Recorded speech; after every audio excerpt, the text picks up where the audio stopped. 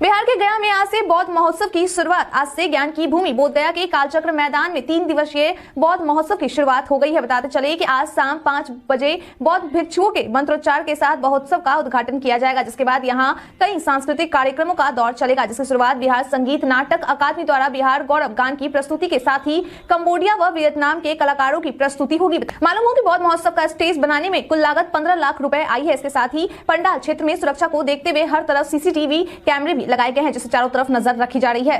किसानों ने दिखाई अपनी ताकत, निकाली ट्रैक्टर रैली। बक्सर के चौसा में किसान जमीन अधिग्रहण को लेकर बीते दिन गुरुवार को किसानों के द्वारा अपनी ताकत को दिखाया गया। बता दें कि बरानपुर गांव से प्रभावित किसान मोर्चा के द्वारा ट्रैक्टर से रैली निकाली गई। जानकारी के लिए बता दें कि इस दौरान तकरीबन 100 के करीब बाइक सवार, एक हार्वेस्टर और 200 से ज्यादा ट्रैक्टर को रैली में शामिल किया गया था। इस रैली में किसानों के द्वारा भारत माता की जय के नारे लगाए जा रहे थे और पूरा यात्रा तिरंगा में नजर आ रहा था। मालूम हो कि इस रैली को लेकर अपेक्षित जानकारियां नहीं दी गई थी, जिस वजह से प्रशासनिक अनुमति किसानों को नहीं दी गई थी रैली को निकालने के लिए। इसके बावजूद भी किसानों के द्वारा रैली निकाला गया। बता दें कि 16 जनवरी को राकेश टिकैत के द्वारा आह्वान किया गया था कि 26 जनवरी को पूरे देश में ट्रैक्टर रैली निकाली जाएगी, जिसके बाद बीते दिन बक्सर के किसानों के द्वारा भी पूरे 30 किलोमीटर की ट्रैक्टर रैली निकाली गई।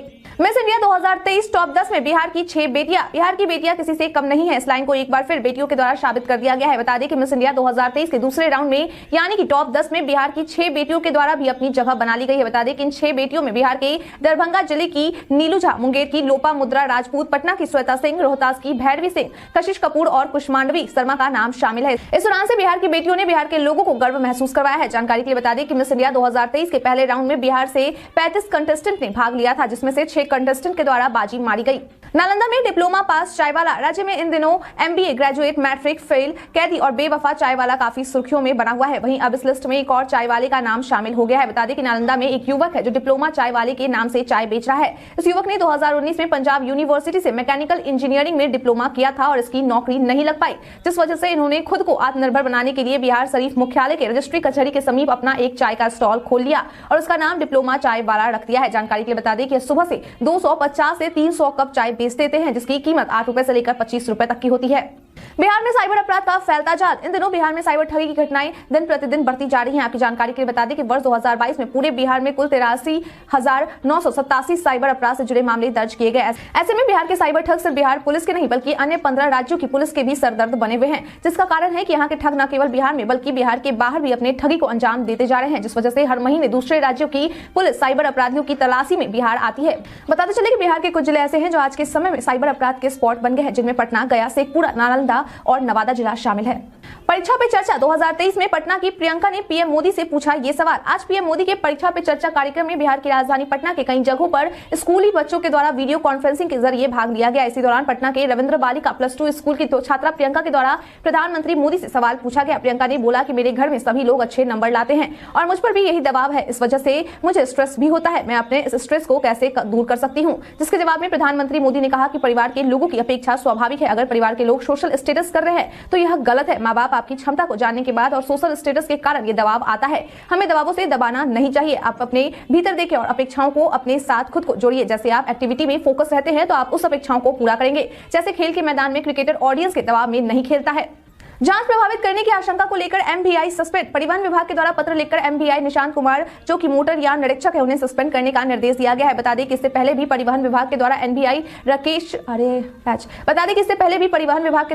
राकेश रंजन को भी सस्पेंड कर दिया गया था। जानकारी के लिए बता दें कि परिवहन विभाग के द्वारा एमवीआई निशांत कुमार के खिलाफ पत्र लिखकर कहा गया है कि इनके खिलाफ कई परिवाद पत्र मिले हैं और साथ ही इन्होंने अपने द्वारा किए गए जा रहे कार्यों में लापरवाही भी बरती है। इसलिए इन्हें इन मुद्दों को लेकर अपना स्पष्टीकरण देना होगा और अगर उनके द्वारा दिया गया स्पष्टीकरण संतोषजनक नहीं पाया जाता है तो उनके खिलाफ विभागीय कार्यवाही चलाई जाएगी, क्योंकि पद पर रहते हुए ये जांच प्रभावित कर सकते हैं। इन्हीं समस्याओं को देखते हुए उन्हें निलंबित किया जा रहा है। विजय चौधरी का संजय जायसवाल पर पलटवार। भाजपा अध्यक्ष डॉक्टर संजय जायसवाल के द्वारा राज्य के वित्त मंत्री विजय कुमार चौधरी को अक्षम कहे जाने को लेकर विजय चौधरी के द्वारा पलटवार किया गया है। विजय चौधरी ने कहा कि संजय जायसवाल को भी वित्तीय मामलों की समझ नहीं है। अगर उनके पास समझ होती तो वे केंद्र सरकार को कटघरा में खड़ा नहीं करते। वो जिस भी 105 योजनाओं की बात कर रहे हैं वह सब केंद्र सरकार का है और अगर वह जमीन पर नहीं उतरती है तो इसमें केंद्र सरकार की ही जिम्मेवार है। इसके साथ ही केंद्रीय योजनाओं की भी संख्या बढ़ाई जा रही है, जिस वजह से राज्यों पर आर्थिक बोझ बढ़ रहा है। उन्हें बताना चाहिए कि अब तक राज्य को प्रधानमंत्री ग्राम सड़क सड़क योजना और सर्व शिक्षा अभियान के लिए धन क्यों नहीं मिला है।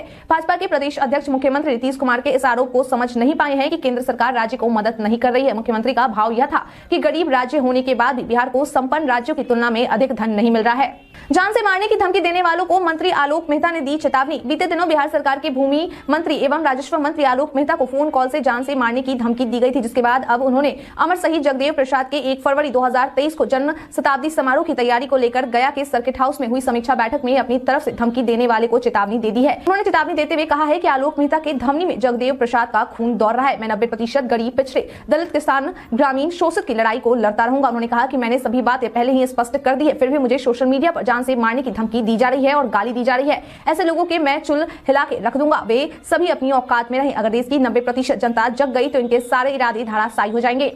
बिहार से बीजेपी के खिलाफ राष्ट्रीय एकजुटता की मुहिम। बिहार में बीजेपी के खिलाफ राष्ट्रीय एकजुटता की मुहिम शुरू की जा रही है। बता दें कि भाकपा माले की ओर से 15 से 20 फरवरी को पटना के एसकेएम में फांसीवादी ताकतों से मुकाबला करने के लिए रणनीति बनाने को लेकर राष्ट्रीय महाधिवेशन आयोजित की जा रही है। मालूम हो कि 6 दिन के इस आयोजन में 18 फरवरी को 3 घंटे का कन्वेंशन आयोजित है। इस आयोजन में शामिल होने के लिए कांग्रेस के राष्ट्रीय अध्यक्ष मल्लिकार्जुन खड़गे, बिहार के मुख्यमंत्री नीतीश कुमार, उप मुख्यमंत्री तेजस्वी यादव, झारखंड के मुख्यमंत्री हेमंत सोरेन, बिहार के पूर्व मुख्यमंत्री जीतन राम मांझी को भी आमंत्रण भेजा गया है।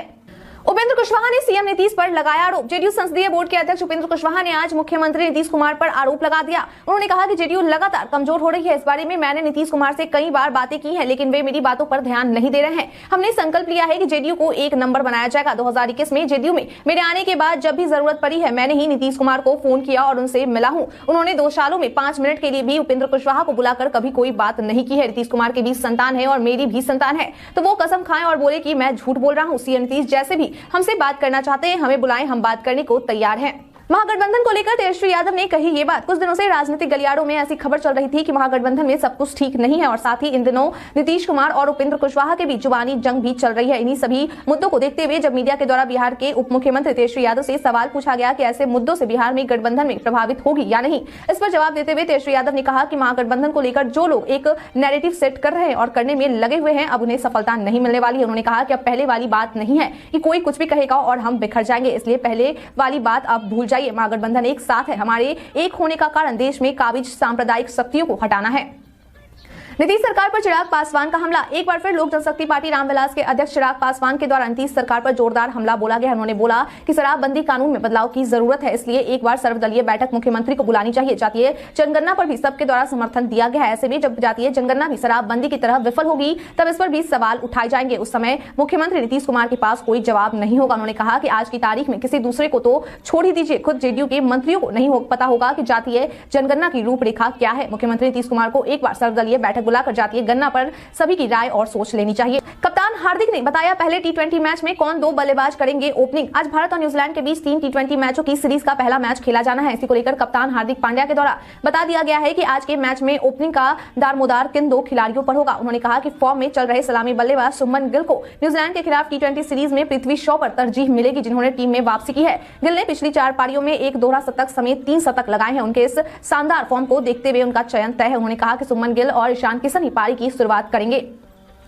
जानिए आज बिहार में क्या है पेट्रोल डीजल के रेट। बिहार में आज यानी शुक्रवार को पेट्रोल डीजल के रेट जारी किए गए। इसके बाद राजधानी पटना में आज पेट्रोल 107.22 रुपए और डीजल 94.02 रुपए प्रति लीटर में मिल रहा है। मुजफ्फरपुर में पेट्रोल 107.91 रुपए और डीजल 94.64 रुपए प्रति लीटर मिल रहा है। वहीं पूर्णिया में पेट्रोल की कीमत 108.72 रुपए और डीजल 95.40 रुपए प्रति लीटर है। भागलपुर में पेट्रोल की कीमत 108.26 रुपए और डीजल की कीमत 94.97 रुपए प्रति लीटर निर्धारित की गई है। इसके साथ ही गया में पेट्रोल की कीमत 108.31 रुपए और डीजल की कीमत 95.04 रुपए प्रति लीटर है। कि बिहार में पेट्रोल का रेट सबसे ज्यादा किशनगंज में है, जहां पेट्रोल 109.40 रुपए प्रति लीटर और डीजल 96.04 रुपए प्रति लीटर की दर से मिल रहा है। बीते दिन